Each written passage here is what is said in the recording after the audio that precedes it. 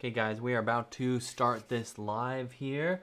Let's jump over to there. There we are. Hey everybody on Facebook, hey everybody on Instagram, hey everybody all over the place. So I'm glad that you guys are here. We got YouTube live too. I always forget about that. But awesome. Thanks guys for being here. Thanks for watching. If you have a question that you want answered during this live office hours, let me know. Just drop it in the comments. I am moderating all of that here as well. So happy to join in. I'm glad the internet is working because up until like the last 30 minutes or so, it was kind of down and I had to restart the router. I had to fart around with a bunch of stuff.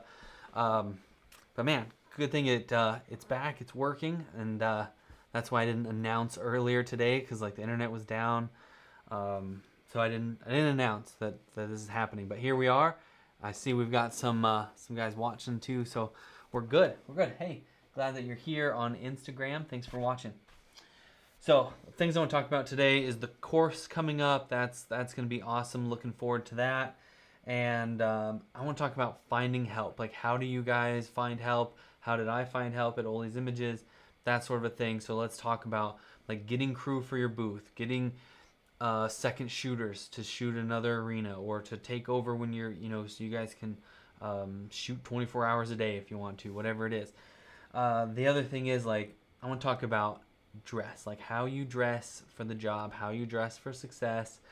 I'd recorded like a YouTube video about this, and then the camera was like, I don't know, the connection, something was weird was going on, and the picture was like jerky. It was the weirdest thing, and I don't know, I hasn't done it since. It's not doing it now. It's the same camera, the same everything. I did replace the cable, but it did it after I replaced the cable. So for whatever reason, that I gotta re-record that video, and we'll try it again. But I want to talk about like dressing for the job, dressing for, like not looking like a slob, that sort of thing. And then the last thing, whoops, about dropped it, book club. So I want to talk about book club last, and if you guys are reading this, if you guys are following along, that's going to be the last thing we talk about. So I want to jot that down here before I forget. Book club. So in book club, we are going to be on chapter, 3 this coming week. So on Monday, we're going to go over chapter 3. And that's just going to be, maybe I'll do this top to bottom, bottom to top. So book club, let's just talk about that while we're here.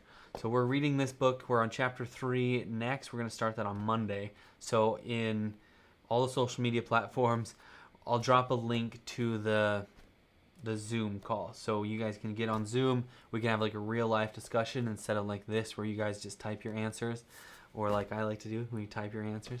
And we can have like a real discussion where we go around, we talk about things that we liked in the book, things we didn't like, things that we're doing, things that we're going to take from what we learned and implement it into our lives.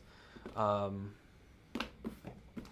have a notebook that I start for every book. So for every book, there's a notebook, and they kind of go together. So I've talked about that before, and this helps me big time with these, with the book club and having a discussion. So I talk about things, I write it down, what I want to discuss, and ideas.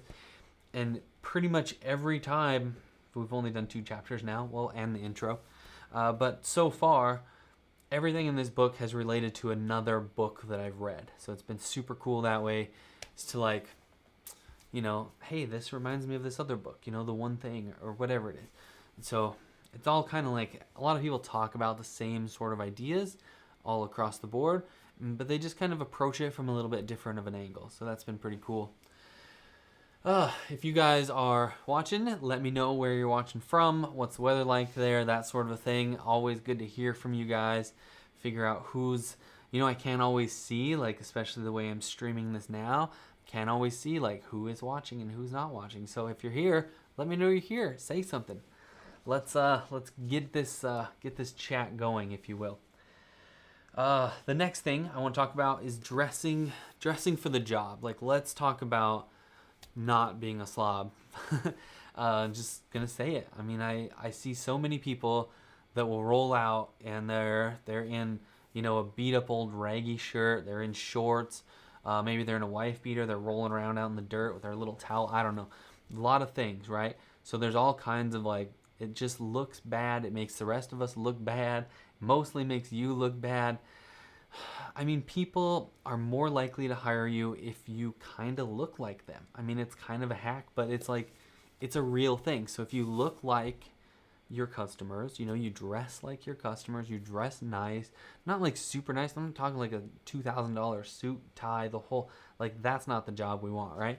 But dress like you're a rodeo photographer, right? Like, dress like, if you're going to do events, do events, you know, like, figure out what the dress code is at your event and dress similarly. You know, like maybe have like different shoes or whatever, but have like, be presentable. You know, some like nice jeans without holes in them, that sort of thing. You know what I mean? Like for Ollie's Images, we had rules like no jeans with holes in them. You know, no baggy shirts, no loose fitting. You know, like we needed to look professional. Sometimes I would even go so far as to make shirts for the whole crew, and everybody had like their own Ollie's Images shirt, set it big and bold on the front and the back, and that sort of thing. I made them vests for a while, and then they about killed me, about lost my whole crew, and I made them vests, and I showed them these, like, I sent them to the embroiderer, had Ollie's Images stitched on them, had their like names, I don't know, whatever. They look like Target employees, and that's like a major like embarrassing thing that I have to look back on. But that's what we did. I mean, I was just trying different things, you know. I was trying to be cheap, and it doesn't pay to be cheap. That's like been my mantra for the last few years, is it does not pay to be cheap. So I bought those vests, and they were fairly inexpensive vests. They didn't look terrible, I didn't think, but they were bright red, and like, yeah, I get it. And we stitched Ollie's Images in white and whatever. But what I was trying to be cheap is I was trying to like have one set of vests, you know, and like a couple of different ones in each size, and then I keep them, I wash them, and then they're always there for the next employee. So no matter who is there, I don't have to keep buying somebody's shirts. Eventually, you know, like I just got to where I was making shirts at home, so as me using my Cricut and the heat press and whatever, but I was making shirts that said Ollie's Images, and you know, Brenna was helping me, and we would just, before a big event, a week or so, whatever, we'd get a batch of shirts in and get enough for everybody in every size and for each day, so they always had a clean shirt every day. Different colors, we'd color code the day or whatever. Anyway, that was just like a nice thing, so we all looked the same. We all looked uniform, we all looked like we belonged. It was easy to tell who's a Ollie's Images employee, who wasn't. Because we were all kind of in the booth, they were dressed the same. And then for me and the other photographers, if there was more than one, which there often was, I would get everybody at least a custom, like a patch, because a lot of them already had their own really nice fitted shirts that, you know, that I asked them to bring. And then I got them a patch that went on their back that we just, you know, what's the word for it? Safety pin. We safety pin that on there. Rodney says it's raining here in Ontario. Rodney, it is doing the opposite of that here today. It is beautiful weather. It's like in the mid 90s. We just got out of the pool a little bit ago. My hair's still wet. Man, beautiful day here for like soaking up the rays, hanging out in the sun. Did take like a couple hours off. I'm going to get to the course, but I've been working on the course all day, except for the last couple hours. We broke for lunch, took a little pool break, that sort of thing. Sorry to hear it's raining, buddy. Won't last long though, will it? Anyway, so dressing for the job and dressing up and making it like, just be presentable, you know, like don't be a slob, don't be gross.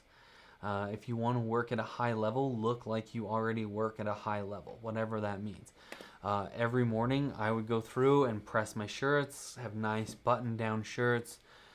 Early in my career, Wrangler Shirts and Jeans like kind of sponsored me. They sent me a bunch of shirts and jeans to wear. Recently, like before I retired, Ben with Extreme Team Roping, Ben and Jody, they were on the podcast. You guys know them. For their last finals that I shot of theirs, they had Cinch do a bunch of shirts for everybody and jeans for everybody. So I got some new shirts and jeans there. And I've bought a lot of my own. I mean, the majority of what I own is like ones I've purchased. You know, like things change, things wear out. You know, those shirts get old after a while. And I would always stitch Ollie's Images really big on the back. When you watch this horse photography course we're looking at, you'll see how I dress for horse portraits. and like what I do there. And so I want to make sure that I'm presentable to the client.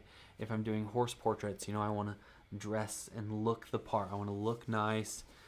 And it's just, it's just like being presentable, and like being a professional when it comes right down to it. I'm not doing it just to be extra fancy or anything. I just, it's pretty low level. It's jeans and a shirt, but it's like a nice shirt that's been ironed, or send it to the dry cleaner if I have time to do that. Like before big events, I would always, send them to the dry cleaner, a couple days before, and have things pressed and ready and looking really nice. So I look presentable, because like you're out in the arena, you need to look like you belong out in the arena. And a lot of producers won't let you shoot out in the arena if you don't look the part. So I would say always dress nice. Even if you're shooting lower end events, that's how you get those bigger ones, because they say, it's not like maybe a conscious decision on their part, but at least a subconscious one. And they say, man, he or she looks really professional. I should go over there and see what their booth setup is like, and see what their pictures look like. And, it's just part of the overall thing, I'm not saying that you put on a nice shirt and then boom, the next day you've got, $20,000 a week jobs, right? Or more. But that's how you get there. I mean, you don't see anybody at a high level that is shooting out in their wife beater. They're not shooting out in their shirt that's got holes in it from climbing another barbed wire or whatever. Their old ratty shirt from when they were in college, whatever. And then the booth crew, you want your crew to look presentable too. So I would, like I said earlier, have some rules for them. No open-toed shoes. That was another rule too that we had. That sort of a thing. Just trying to like make sure we're all presentable. A lot of that too was like nice for branding, for one, when we always, it was easy to like walk up and see who was an employee and who was a customer. I had so many people before that, like early on, I'd have my employee sitting at a computer and there's plenty of work to do. So they're always like doing something, right? So they looked busy. So people would stand there in line and sit and wait, and there'd be nobody.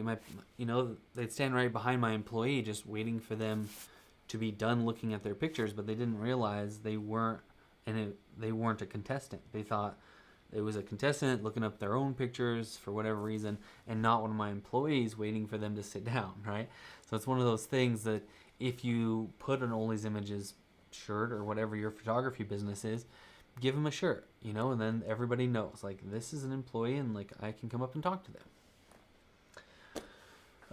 What do you think, Rodney? Is that something you remember? Like, we gave you those big Ollie's Images iron-on patches, but we safety pinned them on when we were at the Patriot. For you guys that don't know, Rodney has worked for me before. He's from Canada up there, but he did come down for the Patriot and help me shoot that. That was super cool, super fun. Awesome to get to meet him. And let's talk about help. I mean, that's like the next thing is finding help, finding other photographers, second shooters, booth crew help, the whole thing. So how I found Rodney is, we became friends with Equine Photo School, and he's in one of the very first podcast episodes too. So go back, listen to that one if you haven't.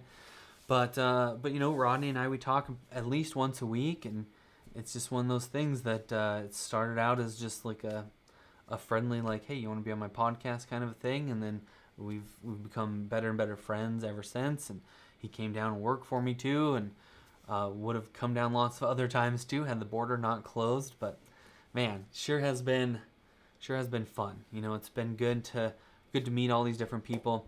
For one, like in my phone here, I just have a list, and I still have it because I'm going to do a blog post on this. But I just literally have a list of people that have helped me, or that are willing to help. If somebody says, hey, if you're ever in Ontario, Canada, and you need some help, let me know. So I'll put them in here, and I'll put down their name, and I'll put down where they live. And then if I'm ever in that area, and the area is huge, like a 3 or 4 hour drive from there, then I'll text them and I'll say, or I'll call them or whatever. I'll contact them and say, hey, I'm doing an event here in a couple months. Would you happen to have this week open or this weekend open? Or whatever it is. And it's just like it's a thing that I do to keep organized, because for one, I covered the entire country, like half of the country. So pretty much everything west of the Mississippi I've shot in or worked in or traveled through at least. So I needed to have a fairly large network of people. That's why I didn't do too much in Florida, because I didn't really know anybody over there. I've been asked to do some big rope-ins in Florida, but I just didn't have the crew, and I would have to drive way over there and haul all my stuff, so I didn't. But my network in the Western United States is fairly extensive, and it started out, kind of small, but I grew it and grew it and grew it. I I would just even post on Facebook and say, hey, I need help. Yeah, you gotta word it the right way, because some people think like when you say, hey, I need help, like that you're in some kind of trouble or whatever. So I would say, hey, I'm working this event, I'm shooting pictures at this deal, I need somebody to work in my booth, it's a paid gig. Sometimes I'd experiment with different things. I'm always experimenting, but I'd experiment with sometimes just saying it's a paid gig, and sometimes saying like I pay this much per hour. Excuse me. So a lot of that is just having a network, having Facebook, Instagram, whatever, and reaching out to the people you know. And that could be on my personal page, and that's where I would usually start, is on my personal page, and try to hire my friends and family. My mom's worked for me more times than I can count. Huge help. Expensive help, but huge help, right? She's really trained. I had her trained in really well too, to shoot too. She could be a second shooter. We could switch out. She could run the booth. Some of her employees and my friends, like Jennifer Connor, right? And she worked for the Wrangler. Lori Martin, she works for the Wrangler too. So, like the very first time I shot WTRC finals was like 4 months after I got my very first camera. And it was basically the entire Wrangler crew, the Wrangler Horse and Rodeo News crew, and we just, it was a couple of days into finals was when it started, and so I had to wait until my finals were over in college, and man, it was tough, but we made it work. I hired friends and other people that I knew would do a good job, or at least try really hard. And that's what counts more than anything. Like, I'd rather have somebody who tries really hard than somebody that is experienced in Photoshop or something, or claims that they're experienced in Photoshop. I've found too many people that think that they know everything there is to know about Photoshop or something, and they think that they're super qualified. And then I hire them, and I realize pretty quickly that I know a tremendous amount more than they do, and they are making life very difficult on themselves and me. And most of all, we don't hardly use Photoshop at all in the booth or anything. So if they don't have like Lightroom experience and a good workflow in Lightroom, or they're not willing to learn mine, then it's like extra hard, right? It becomes more difficult and slows things down, really. So you want to find good help, reliable help, people that are going to show up when they say they're going to show up. That's been really tough. Finding people that know how to run a mouse has been even hard. Like I'll tell you a horror story. I had this lady, older lady, didn't know she was older when I hired her because I didn't really know who she was. We were just Facebook friends. And she shows up, and I'm like, oh man, like, well, maybe she knows, And we talked about like what the job requirements are, right? Running a computer all day, right? She's never turned on a computer before. She's never been around a computer. She didn't know what a mouse was, or that moving the mouse around is what moved the little cursor on the screen. She didn't know that clicking the mouse interacted with the cursor on the screen. So I had to teach her really, really, really basic not even photography, really basic computer skills, like how to use a mouse. It was really scary. Halfway through the day, maybe not even halfway through the day, she grabbed everything on my desktop, my whole computer, the hard drive, you know what I mean? Everything. The Macintosh hard drive was on there. She wiped my desktop clean and drug everything into the trash. And then that was like hours went by, and then she finally came over to me in a panic and said, nothing's there. It's all gone. it was literally all gone. Like, if she would have hit empty trash, it would have been game over. Like, game over. So I paid her and I sent her home right there. Basically fired her on the spot. And I was in a tent outside at Rancho Rio, but I just took the tent and I lowered all the legs and I put a closed sign on there and said, please shop online. And I just uploaded them at the end of the day myself, and that was awful. But that doesn't happen very often. For the most part, I've actually gotten really good help. I've really been lucky a lot and had really good help. I've had some help that was like 5 years old, or not 5 years old, 15 years old, and they roll up and they want to look at their pictures because they were barrel racers or whatever, these little kids, and they were watching my booth crew help struggle with like how to find pictures and showing their pictures, and like even after I trained them, they weren't really getting it. And these girls said, we know how to do it. Can we just see that? And they were like, click, click, click, boom, boom, boom. And they looked up their own pictures, and my help just sat there and twiddled their thumbs. And I was like, well, you girls are hired. So from then on, like, I just had my booth crew person do something else. I found some other task that she could do. And then I hired these other girls on the spot and just swapped out. And we actually made money that weekend instead of losing money like we probably would have if I would have continued with my help. But for the most part, I get people that are very willing to learn, very willing to help, very willing to just be team players. And a lot of that is because they were my friends first. It's like I always say, when you're going to set up your booth, like, shop your house first. Before you go to the store and buy a bunch of crap you probably already own, go through your house. Find a table, find a TV, find a laptop, whatever it is. Note cards if you got them or whatever, sticky notes, pens, pencils, all that stuff.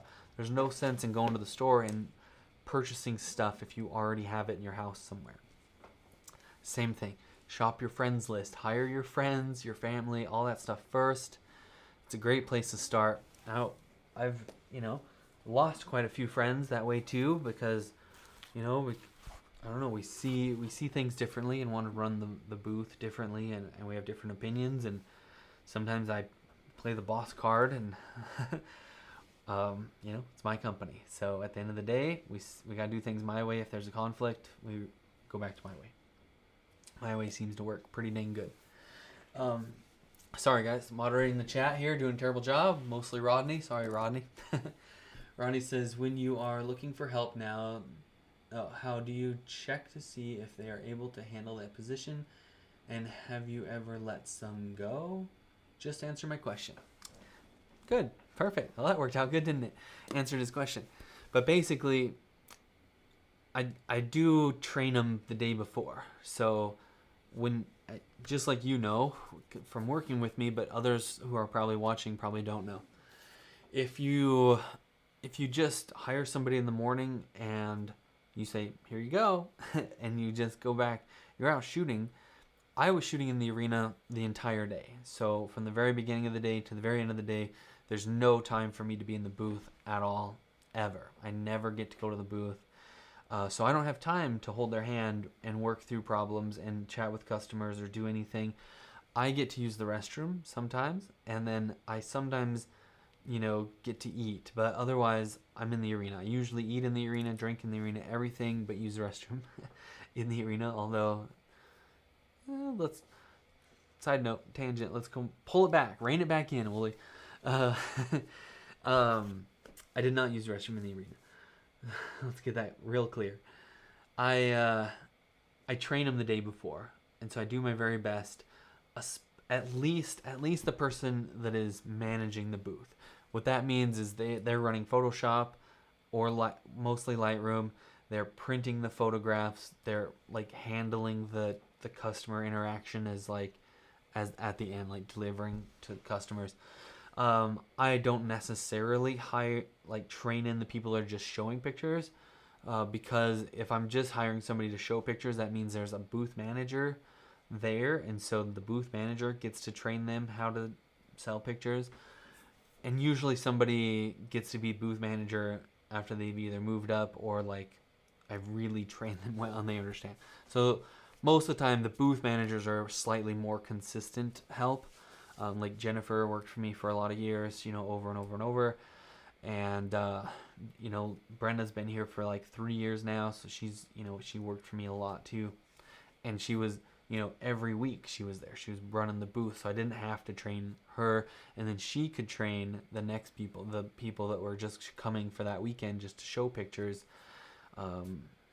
It's pretty much like a tiered system, right? Like showing pictures is easy if you know how to use the right arrow, left arrow, and you know how to use a pen to take the order and use the mouse to whatever. But that's pretty straightforward, and you can figure out if somebody's gonna know how to use it. I've had people like go and download the free like 2-week trial of Lightroom, and then I made a YouTube video. This is the other, like, a pro tip right here, right? I made a YouTube video about how the whole workflow goes, like how it all works, and then I just unlist it so nobody can see it. It's not publicly available, but I would just send them a link to that and say, here, if you want to just download on your computer at home, download the free version, the 2-week trial of Lightroom, and then just work through these steps, and like, here's some sample photos to use or whatever, and I just send them some stuff and let them kind of work through it. That was kind of like early on in the system, and that was like, I don't know. It wasn't like that's not plan A, right? That's like if somebody cannot possibly show up the night before and get trained in, or if they're a little bit nervous and they're kind of scared they're going to fail, then we send them that, like a week early and let them practice for a while. That can definitely help. That sort of thing helps really good too if you have remote workers. I've had employees that never show up to the booth. They're never here. They're totally somewhere else, but I need them to still do things the way I want them done and have the same end result. So I did the same thing. I did like a screen record with the talking head part, and I just tell them, I explain them the whole method, and kind of like a course, kind of like what I do for Equine Photo School now. That's what I used to do for my employees. And I've got a whole bunch of YouTube videos I'll probably release at some point in some modified version for Equine Photo School. But they were like sort of like courses that were very niche and just for my employees, right? They're the only people that watched them. But they were super good. They were helpful to kind of get everybody caught up to speed, whether they were coming to the booth or they were remote workers, virtual assistants. Okay, I think that's it for there. If you guys have questions, drop them. Let me know in the comments. Let's talk about it. Let's get some interaction. I promise I'll do a better job of watching. I'm going to actually make this a little bit smaller so I can see it easier. There it is. Perfect. Wonderful. Cheers. Thanks, Libby, if you're watching. Thanks for the mug. It's oldie but a goodie.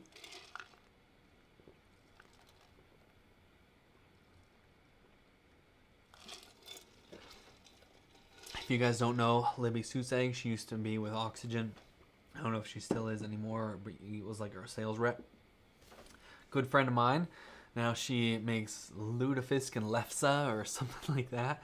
Super cool. She's got a whole operation going on up there in the North Country. Not as northern as Rodney is, but in North Dakota. Libby, good times. Where were we? Oh, yeah, finding help. So finding help. So am I beating a dead horse here, or do you guys want any more information about how I found help? So I did, on like a related tangent, on this helper deal, I would also have another list of places to stay, and I think, oh yeah, friends to stay with. Whoops. So I'd have another list, and this is just like the recent few here, but man, there was like a lot of places all over the country, right? And I was in an RV, so I needed a place to stay in between events, in between things. I don't know, in between a roping or a barrel race, wherever I was going next, or whatever. So instead of paying an RV park, you know, and whatever, 30, 40, 50 bucks a night, sometimes more, I would just stay at a friend's house. And part of that was, you know, it was less expensive, but a lot of it was just like, I want to help my friends out. So I would either, you know, take them out to dinner or bring them a bottle of their favorite wine or whatever. Something like that, like a gift, like help them out for helping you out. And you get to like hang out with your friends. So that's way better. For me, I always thought this is way better than going to a campground and being some miscellaneous person with a bunch of strangers and kind of like being awkward.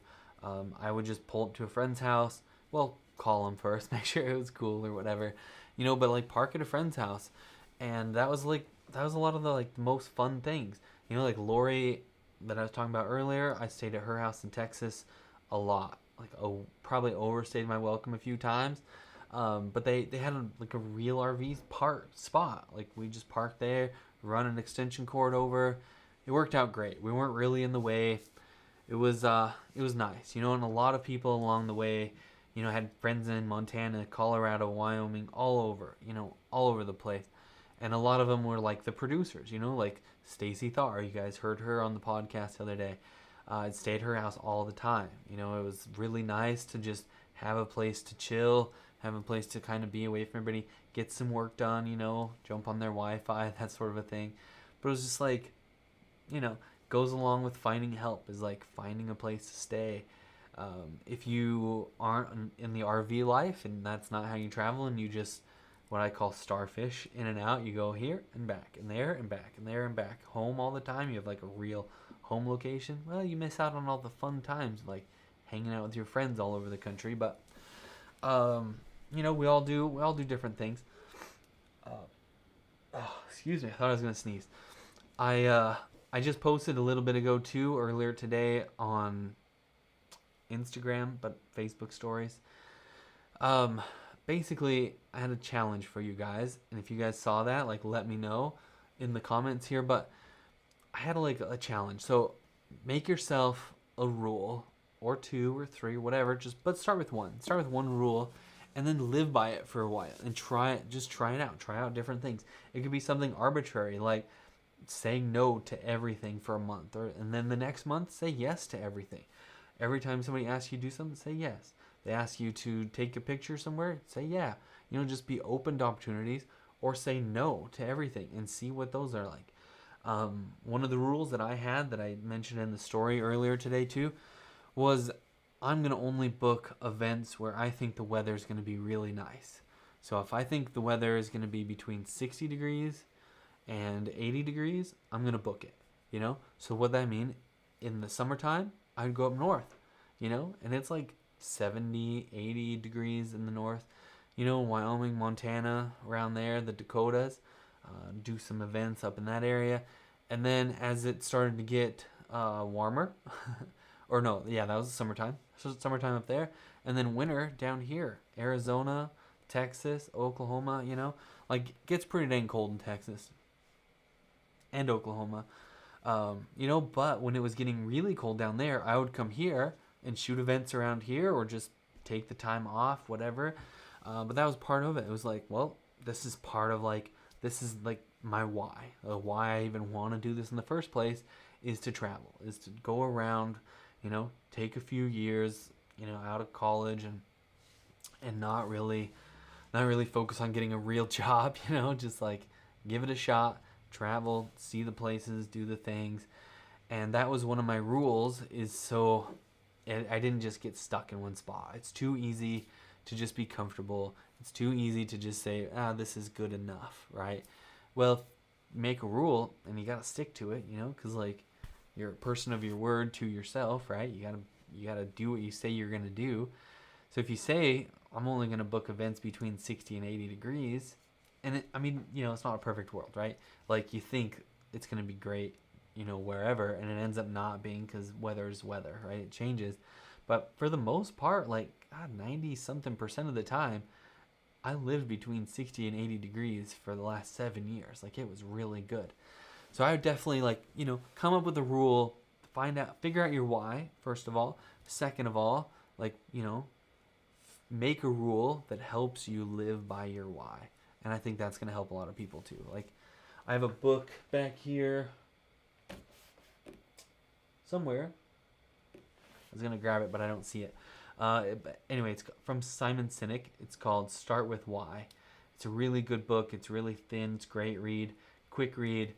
And it kind of, is basically the same deal where it's like, figure out why you are in business. Why do you want to be a photographer? Why do you want to be a rodeo photographer or a horse photographer or cats and dogs, whatever it is. Why do you want to do that? And start there. And then make rules around how to do your why and do your why better. And that keeps you motivated. That keeps you from being burned out. Burnout sucks. I've been burned out lots of times, and then I finally burned out big time, and now here we are. Whole different world, right? This right here is because of burnout. Then, okay, the last thing. Nobody's really mentioning anything here, so that's cool. Be better if you guys did, be cool if you did, that kind of thing, movie quote, anybody? The last thing is the horse course. It's still coming out, promise, working on it. Making some big progress last couple of days. It's been cool. Man, I can't wait to really release that to you guys. But what I've decided to do is I'm going to let anybody and everybody who wants to be in the pre-enrollment deal up until when I really do launch this and it's fully out, you can join the beta program. So I'm leaving it up as the beta program for now. It's like a pre-enrollment if you want to be one of the first to test out the course.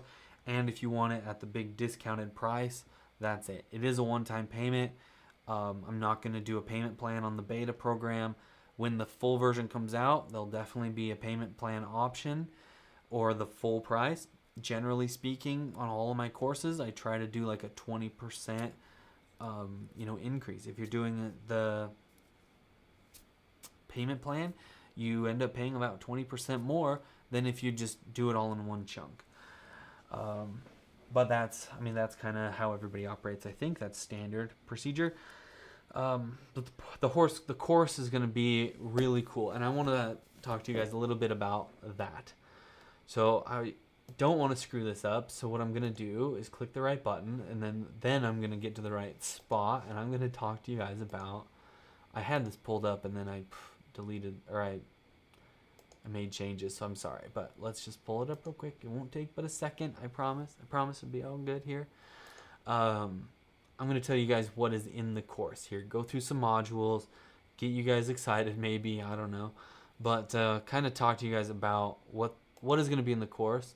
And then I want you guys to drop in the comments here some questions that you have pertaining to that. And while I'm going through the course and editing the footage, I'm coming on here and talking live and doing one of these talking head deals where I come up, I explain things in greater detail. I answer some questions that I think might come up or that you guys have asked me, that sort of thing. So we're almost there. Okay, curriculum. So the first thing where we're going to start with this course is onboarding high-ticket clients. We're going to talk about lead generation. We're going to talk about website sales page, how that should flow. And if you go to olesimages.com, you can see how mine works. But basically, we're going to be doing a tiered pricing structure for your packages. So you've got a base level package, and then I do 5 different tiers. That's kind of a lot. It's not necessary that you do 5, but I would do an odd number. A lot of people like to pick that middle one, no matter how many there are. They like to just be in the middle. So make your middle one the best one for you, right? And then these top ones, they make one your extremely valuable one, a high-end, no holds bar. This is the best that you can do. Everything, right? And that's the one that I'm going to teach you guys how to do in this course. I'm going to tell you right now that my highest level package is worth $2,700, and that's for 1 day of shooting. So if you guys take this course, you're going to learn all the things that I do to earn $2,700 a day shooting horse portraits. So we're going to start with lead generation all the way down to proofing and sending your clients like final pictures, like the end all be all, right? So we're going to go, it's going to be a pretty big course, but it's going to be detailed and in depth, and we're going to dive into each of these different things. Then I've got a bunch of bonuses at the end that your customers are going to love you for. I promise. It's like the coolest thing. You do these for people and they're like, wow, didn't even expect him to do that. Didn't expect her to go the extra mile here, but wow, I'm going to definitely tell my friends, hire this person, you know, to do their pictures. Word of mouth advertising is huge. Very, very nice. The next thing is still under this like onboarding, what do they call this? Section. The onboarding high ticket client section is determining your client's needs. So after you have made the sale and you're talking to them and they've picked out a package, all that sort of thing, or if they're on the fence between a couple of packages, they'll reach out to you. So we're going to talk about how to talk to these customers and how to upsell them, you know, throughout the process, have some a la carte items. You know, maybe they like everything that's on this package except for a few things, so they want to, you know, take it off, or they want to start with this package and then they want to add, you know, a bunch of horses or a bunch of locations. I don't know. There's all kinds of things that can be changed or added, or wardrobe changes or whatever. There's a lot of things. And then the next section is planning your photo shoot. So we're gonna use your client needs that we learned about, and we're gonna scout the location. We're gonna come up with props. We're gonna find and acquire, make sure we bring all of the photo gear. Excuse me, guys. Excuse me. All the photo gear we need. And then I've got like a few miscellaneous kind of like catch-all items, like a lecture on other things that you should bring to a photo shoot that you might not have thought about ahead of time.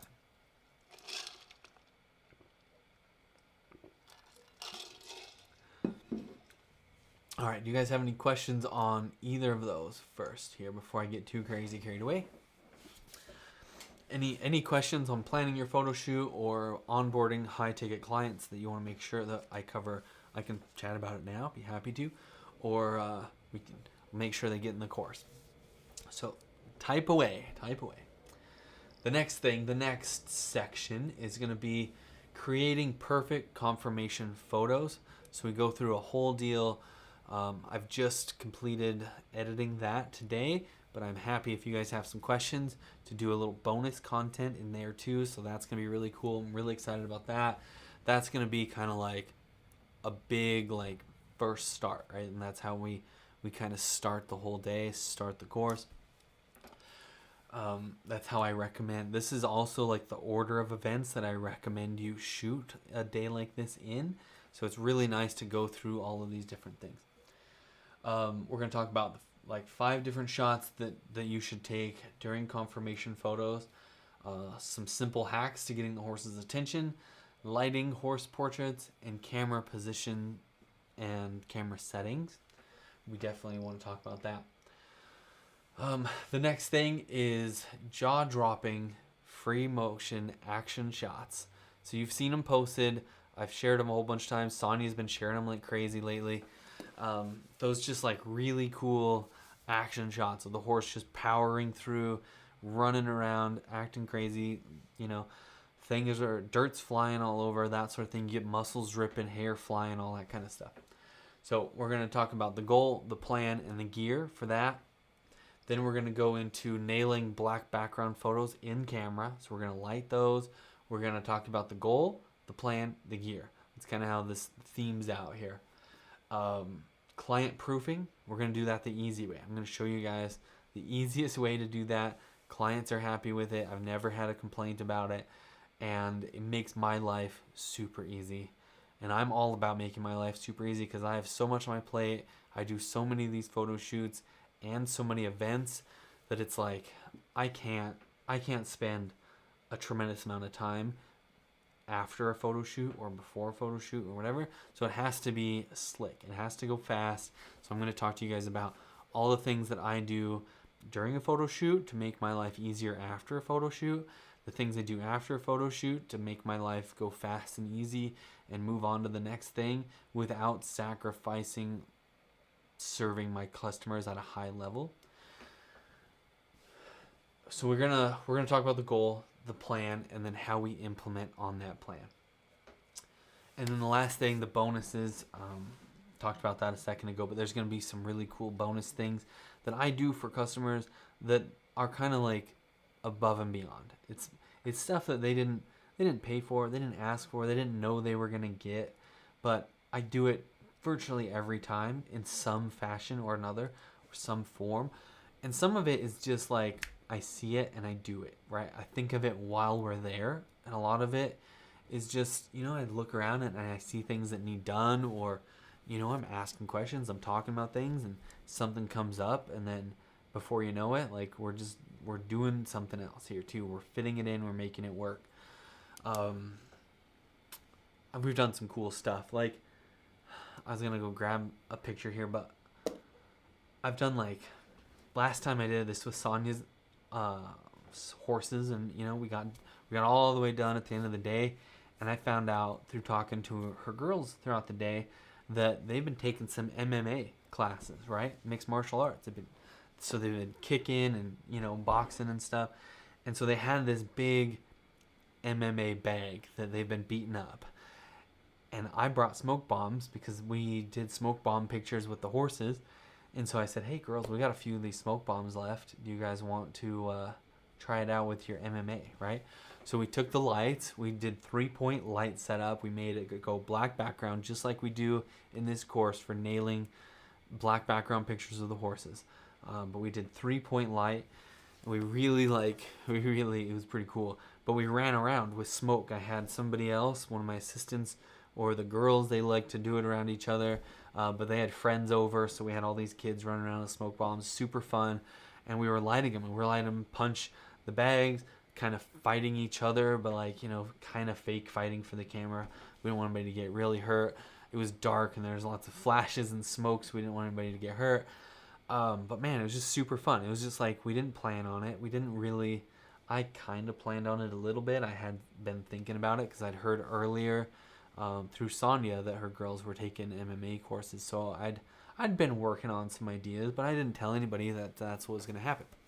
But that's just like one of the many bonuses, just some things that come up that you can do because you've got all the gear there, you're talented. They've hired you to do the thing, and you've already completed all the things. Sometimes it's some bonuses like throughout the day, like you see the girls doing something fun, or their dog does something, whatever, grab some pictures of that, whatever. Simple stuff like that, obvious, right? But in the course, I go through like a bigger list of bonuses, kind of give you guys a little inspiration to kind of get your gears rolling, that sort of a thing. That's all I brought today. That's all I brought. Does anybody have any questions? I feel like I just ramble a lot, but I don't mean to. I want this to be useful time for you guys. I want it to be something that you guys get value from. So if you're not getting any value from it, I guess that's why you're not live. I guess that's why you're not here. If you're still here and you're still watching, what other things? What's going on in your lives? Talk to me.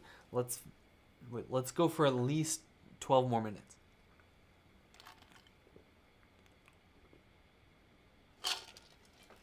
Because the top of the hour, I'm going to get back to working on this course again.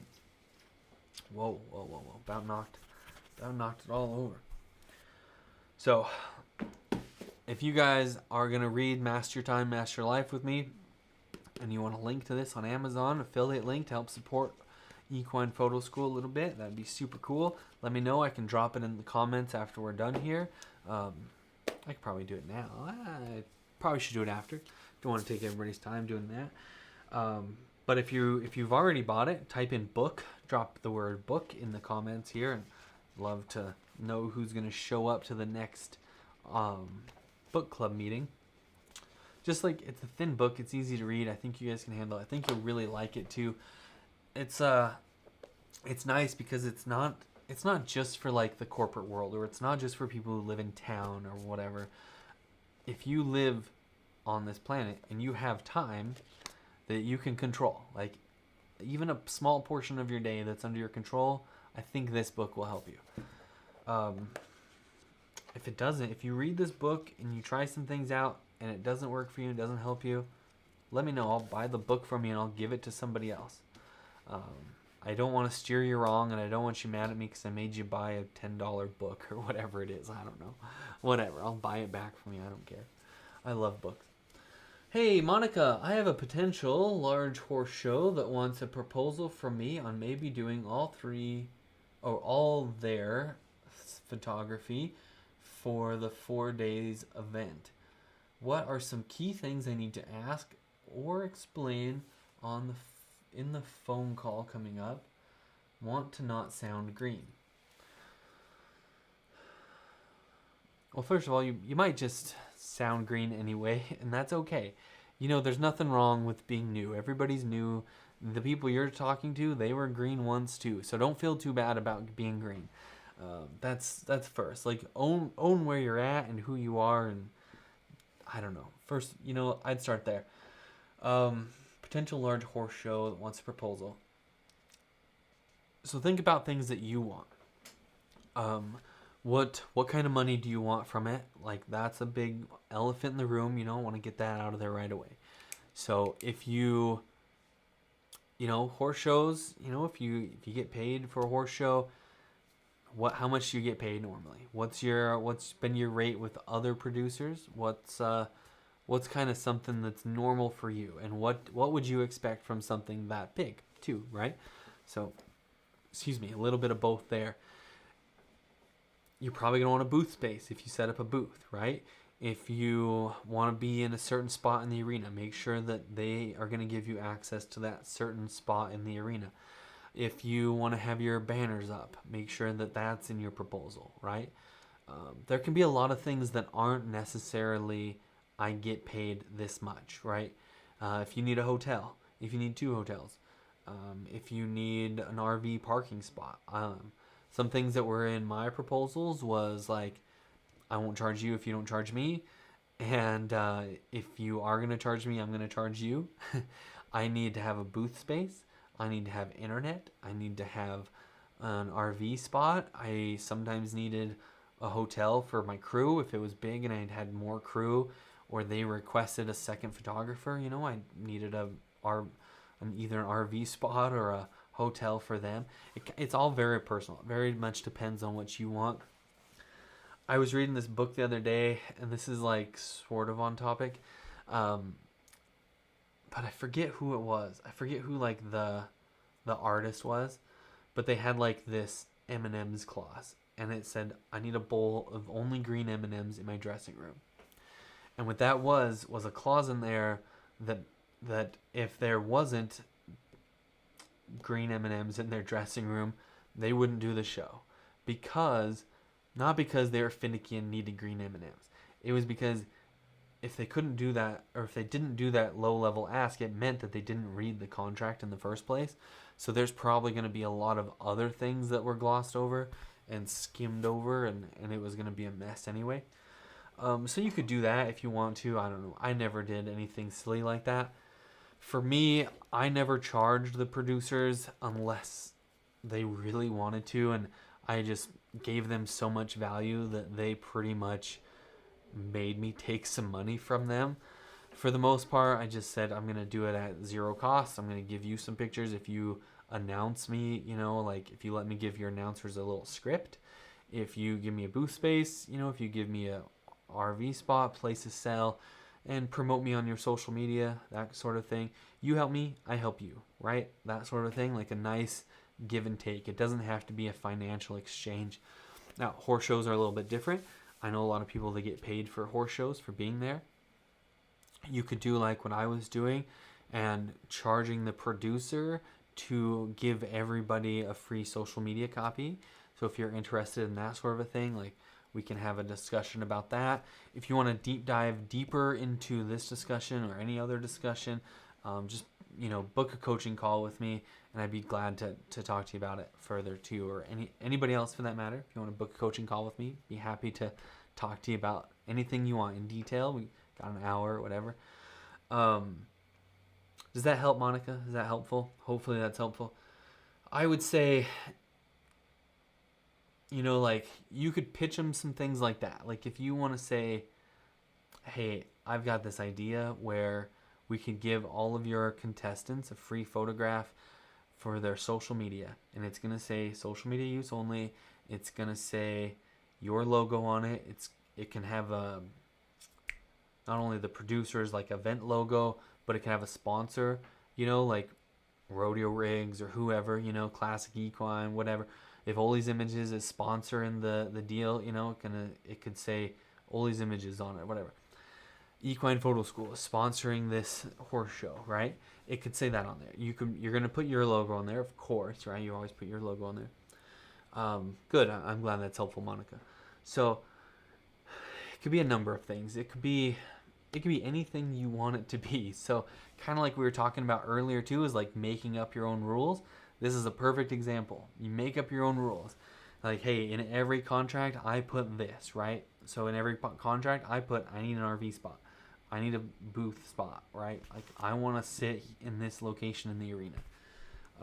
That sort of thing. I need all access to everywhere inside and outside of the arena, right? You could put on there like, hey, I need you guys to help me keep other photographers out, if that's your deal. Keep the area free from poachers. Hopefully that makes sense. I think it can just be whatever you want, and I don't think you're gonna sound too green. I think just own where you're at. Just be comfortable in your skin. You won't sound green after a couple of them. If it's your first one, it's your first one. That's okay. It's okay to be green. It's okay to be new and start things out.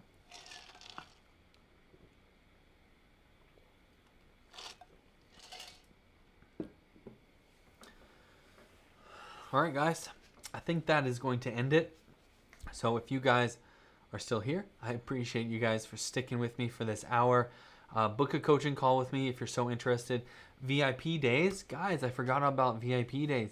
I just launched them a couple days ago. I just made one little tiny post, and then I kind of forgot about it, honestly. I've been so invested in editing the course and getting that ready and trying to learn about launching a course, because I'm taking a course on courses and how to do a better job at what I do for you guys. And I'm always learning. I'm always taking somebody else's course to help me do a better job faster. Taking a course, booking a call, all of these things are like a catalyst. You would probably figure these things out on your own eventually, but if you want it done faster, you want it done now, you want to accelerate your learning and, get tips and advice from somebody who's been there, done that, then definitely book a coaching call, or enroll in a course, that sort of a thing. And I'd be more than happy to help you guys with that. And you guys, if you have questions on a course, you take a course and you have questions, you don't need to enroll in coaching for that. I'm more than happy to work with you and answer all of your questions on any course. So reach out to me directly, say, hey, on this, whatever part of this course you're having questions on, just let me know, and I'll be more than happy to deep dive into that further with you, explain things in better detail, record a new video if something doesn't make sense. I'll record it for you, and then I'll make a patch basically, or I'll make a whole new video, but I'll upload that to the course. So the next person that watches the course, they get that same question answered too. So it helps everybody, really. So I'm more than happy to do that. That's no extra charge, nothing like that. So if there's any questions that you guys have on the courses, after when you're going through them, you get stumbled up somewhere, tripped up or whatever, like in the course where you upload super fast to your website, that advanced workflow thing. I always forget what I call that dang course. But a few people have had some questions and some little hiccups along the way for things that didn't make sense, and it didn't work when they got into their Photoshop and started doing it. So I've made some adjustments to that, and edited the video a little bit different and called some things out or whatever, made it easier. So then it's better for the next person. So now, whoops, that's my 5 o'clock alarm. So now that you guys go and you watch that course, you'll just have a smoother workflow than the last person that watched the course. So I think that helps, makes everybody, makes the courses better. helps you guys, and that's the real why. Like, that's why I'm doing this, is to help you guys. So see you guys next week, right? Everybody good? We're good? All right. See you guys. I'll talk to you later. Thank you for being here. And if you guys have any questions in the meantime, reach out to me and we'll get caught up on them next week, or do a coaching call and we'll just have a one-on-one chat. Talk to you later. See ya. You know what? I didn't talk about VIP Day. So VIP Day, real quick. I'm sorry. I always do this all the time. So VIP Day is going to be an entire day where you and I either Zoom chat, or you could come here in person, or we could work out a way where I could come to you. But we just focus on your company, on your business, on your systems, whatever it is you're having trouble with, or whatever, if you want to like really be accelerated up into like, you know, the new thing, or if you need help with your lights, and I haven't made a lighting course yet and I'm super sorry, but if you need some help with that, that's going to be like a VIP thing where we work with you and the lights that you've got, and I help you all I can. So that could be up to like 10 hours or something. It's crazy. So I'm just like, book the entire day for you guys. I think it's going to be really cool. I think that's going to help a lot of people. So I'm really super stoked about that. I need to like be better at advertising the things and marketing, talking to you guys about it. But here we are. This is what we're doing. So that's that. And if you guys have any questions about like what a VIP day is, what we can do, all that kind of thing, let me know. Comment fairly quickly before I end this video. That's it, guys. So you can start. I got like 3 different coaching things now. So the first one is your like photo critique. So if you're just not sure why your photos aren't as sharp as they should be, or whatever it is that you are having trouble with, or if you're just not sure why they're not better, whatever it is, you can enroll in that photo critique coaching, and I will help you guys. You can upload like 10 photos, send them over to me, and I'll take a look at them.